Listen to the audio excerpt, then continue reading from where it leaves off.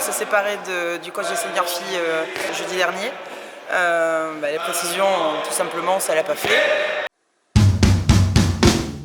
C'est comme dans les grandes histoires d'amour, ça fonctionne ou ça fonctionne pas. Là, ça n'a pas fonctionné. Il faut qu'on arrive à trouver la personne qui aille et qui puisse arriver à faire en sorte que ce groupe féminin puisse évoluer comme elle le devrait, parce qu'on a quand même des bons éléments. On est sur une saison un peu compliquée effectivement encore depuis l'année dernière, mais on a bon espoir de pouvoir retrouver quelqu'un. Je rappelle que l'année dernière aussi, en cours de saison, il y avait eu un changement de coach. Oui. Est-ce que c'est les mêmes causes, mêmes effets? Pas du tout. C'était pas les mêmes volontés. Là, le coach l'an dernier, c'était plutôt une décision de lui, de sa part, de partir. Là, en l'occurrence, c'est le bureau et le club qui a décidé de se séparer du coach, ce qui n'est pas la même chose dans le concept. C'était pas possible pour nous qu'on puisse continuer dans ces conditions-là. Parce que le club a une vision et une envie d'évoluer qui ne collait pas avec ce qui était fait là aujourd'hui avec les seniors filles. Voilà. En prime, on a une volonté de maintien et de montée de la 2. Voilà, ça l'a pas fait, des fois ça le fait pas. Il faut savoir arrêter avant que ça n'aille plus loin ou que ça se dégrade encore plus. Donc là, elles vont attaquer les playdowns, les poules de maintien, avec quel encadrement technique? Alors aujourd'hui, on n'a effectivement pas encore retrouvé, c'est trop frais et le marché des coachs est quand même quelque chose d'extrêmement serré.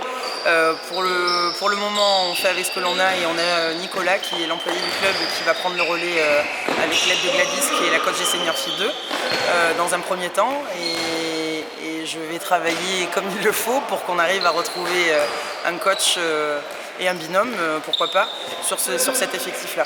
Donc pour le moment, on s'arrange avec ce que l'on a chez nous. On a aussi la chance d'avoir 2 de nos blessés qui nous filent un coup de main pour les changements et pour les matchs, parce que Nicolas est aussi joueur des seniors 1 et que par conséquent, les déplacements vont prioriser sur le coaching des filles. Là, dans la poule des playdowns, on peut supposer qu'il va y avoir 3 descentes sur 6 et Zine part avec 2 points.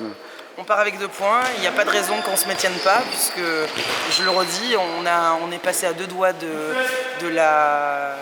maintien l'année dernière. On est descendu certes, mais on n'était pas loin de se maintenir sur la Nationale 2. Donc je me dis que dans l'idée, au vu de la poule telle qu'elle est présentée là, on a effectivement 1 ou 2 équipes qui peuvent être coton, mais il n'y a pas de raison que... J'ai confiance en nos filles, je suis sûr qu'elles vont tout donner pour qu'on arrive à se maintenir et être dans les 3 premiers des playdowns. Si des coachs, des entraîneurs, hommes, femmes, sont intéressés, il faut qu'ils se déclarent. Qui n'hésitent pas à me contacter, qui n'hésitent pas à venir vers le club, effectivement.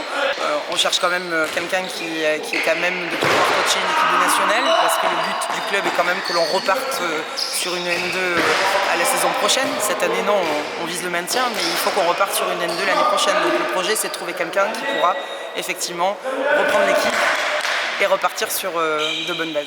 Ça veut dire avec un minimum de diplôme? Avec ou un minimum de diplôme ou un grand minimum d'expérience. Parce que des fois les diplômes c'est bien, mais on peut avoir des diplômes et pas forcément être réellement efficace sur un effectif.